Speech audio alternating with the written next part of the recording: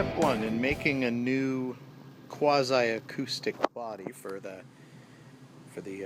mini Strat neck is making a template, because I'm going to make this out of 2 layers thick of this old bed frame rail pine here, and then skin it. I think just with for now I could put proper wood on it, but I mean this is I think it's high density fiberboard, so it'll do for now because I'm not looking for a very serious resonator, but I want something that's going to do a little better of a job than the 2x4, because I'm pretty satisfied with that functionally for what I'm using it for. Anyway, instead of using a saw, which I was thinking, and instead of digging out my router for this task, I could use this silly thing. This is a spin saw, has a nifty little router base, and so we're going to get this thing cut out. Then I have to sand it down and make it a perfect shape. That way I can use it with the router to cut 2 perfect matching body blanks, and then I'm going to route the body completely hollow so that I can make it sort of an acoustic. And just for fun, I want to see if that'll work. And one way or another, this will look slightly better than the 2x4 guitar did. So there we go. Let you know how this works. Oops. Snapped my bit off. I don't think I have another one of those spin saw bits. But anyway, we'll just sort of call it. I love the way this looks like I'm welding sawdust into the gap, and if you bang away at it, the stuff doesn't even come out. The funnier thing is, if I back up, the sawdust will still be there. It just seems to pass right through it and leave it where it is. I don't know if it's because of all the adhesive in it or whatever. I guess it's starting to fall out over here.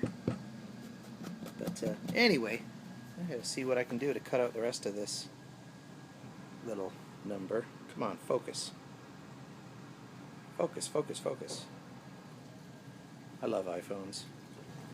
Well, that's more like it. Alright, here's my template.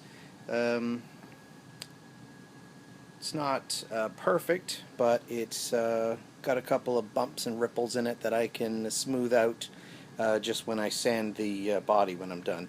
I wouldn't use, what's this stuff called? Aspenite or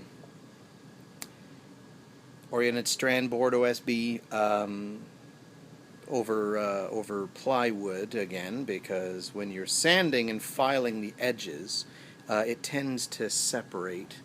I don't know if you can see that big chip. These layers kind of come apart.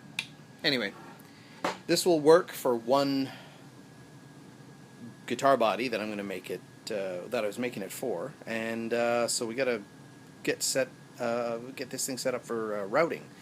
Now, the beauty with this is I can just screw the template directly down onto the workpiece, because I'm going to hollow the workpiece when I'm finished. Just route the center right out of it. So let's cut a couple of stretched out telly bodies. Alright, I'll give you a little idea about what this template's for, in case you don't know. This is my shape that I can trace with the router. So I've put it on my workpiece. And these are scraps, which is why the workpieces are so small and whatever else. Anyway, and the router bit has that little bearing on it. You can see the shiny thing. So the bearing will just follow the wood piece, or the template, and the blade will cut whatever isn't covered by the template, and so it should be perfectly aligned with it. So if there's any ripples in the sides of the template, then those ripples will show up in the workpiece, and then I can just sand those away. Which is why making your template, it's important that you get that right on the first pass. And if I was going to do a lot of these, I would just buy one from StuMac, because for, I don't know what it is, 15 bucks, you can buy a little plexiglass body template. Maybe it's 20, I don't know. But anyway, part of this is just the fun of custom making something with scraps. Anyway, let's see how we get on. Alright, so as you can see, I now have my guitar body shape cut about a 1/2 inch or 3/4 of an inch deep into this workpiece, or this scrap of wood. But here's the problem with using a soft template material like oriented strand board. Oops, come around this way. There is a little dent that occurred right there. And so there is now, permanently, a divot in the horn, which is fine for two reasons. One, this is a scrap, and I don't really care all that much. But what I am going to have to do is reshape that so that we can continue.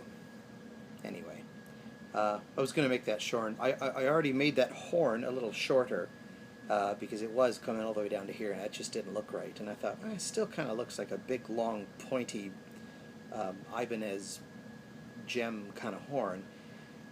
But now I get to make it even shorter. Yay! There we go. That's more like it.